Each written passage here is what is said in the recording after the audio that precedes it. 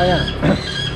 Tôi vừa nhận được thòng của nhà tài trợ cung cấp về để đánh trồn đánh chủng này. Tí thử đi khai trương xem mà có ăn thua không. Đây. Các bác nào mà có cần mua thòng thì liên hệ số này nhá. Đây số điện thoại đây. Đấy. Hoặc là tôi để số điện thoại ở dưới cái link mô tả bên dưới video ấy, hoặc là ở góc bên phải bên trên màn hình ấy. Đây là số điện thoại rồi bán bẫy các kiểu đó các bạn.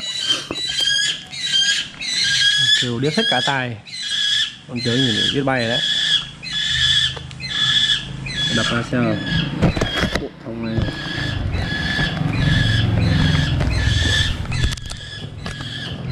Màu mè như nào. Ôi thôi, gãy một cái sách này rồi. Bọn vận chuyển này làm gãy mất rồi. Không sao, không sao. Mình lắp cái khác vào được, thay sách thay được đơn giản.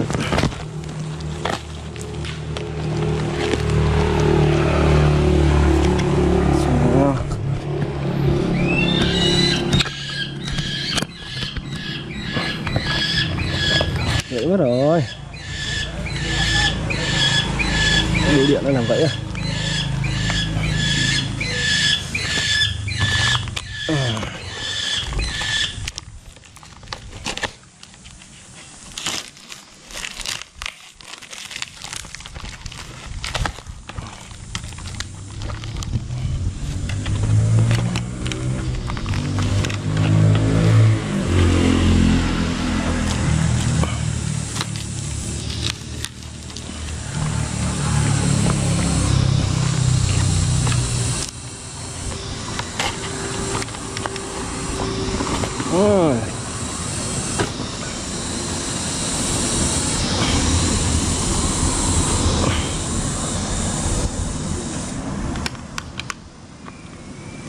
Nghe cái bọn ưu điện này, một bộ 10 chân thòng đây các bạn, thép AC căng đét luôn, không bị méo đâu. Tí đi oánh cho bác xem.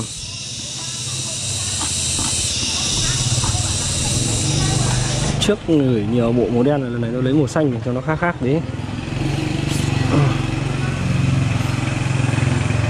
Thay cái này cũng được. Mình vẫn thay cái này đã.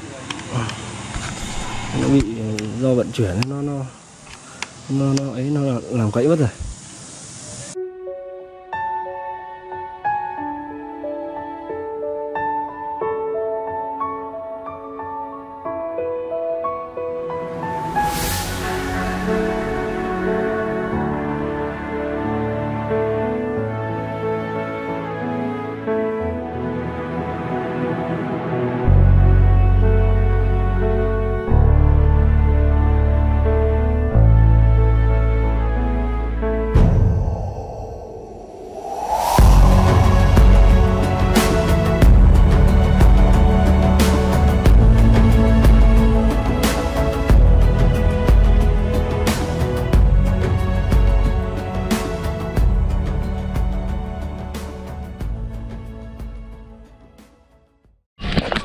Mình kêu con cuốc nha các bạn. Mình kêu con cuốc kêu nha, sang bắt nha, sang khai thòng ha. Đây, con kêu này các bạn. Nó vẩn tố trên cái bụi kia. Tôi bắt nó nha, con nhọn lọ nha, các bạn nha.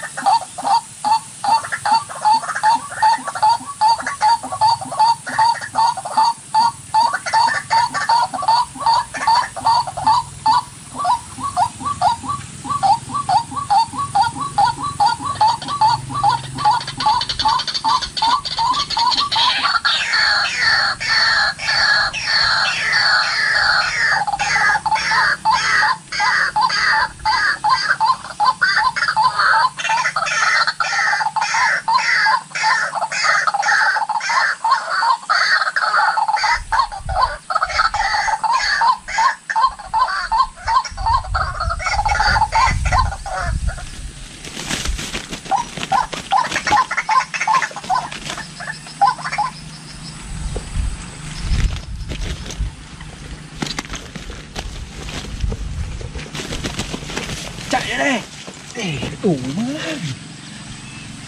láo tuyệt.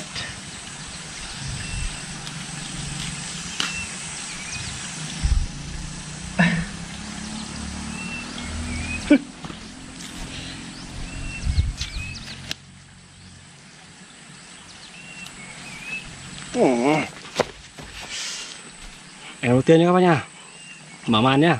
Vừa nó dính một phát rồi không biết kiểu gì nữa tụt được, thế mới giỏi chứ. Ui, con này béo thế, đùi to đùng ấy mà nó dính nữa vào. Đây các ơi, đây có vết chân trồn đèn nhá. Đây này, đây này, này, đấy, có nhìn thấy chưa? Đấy, chân trồn đèn đấy. Đây này, cũng không phải là cũ nha, mới nhá.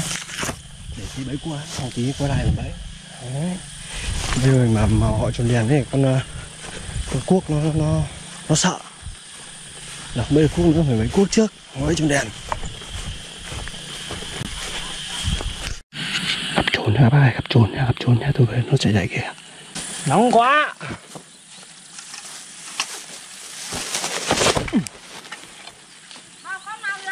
Chưa, cô đuổi nó chạy mất rồi còn đâu nữa. Không đuổi đâu, sao kêu bảo cái gì đây, không có ai cưa. Trên đây còn cái cục đá bảo mình xăng đấy. Lại vừa gặp hàng nha các bạn.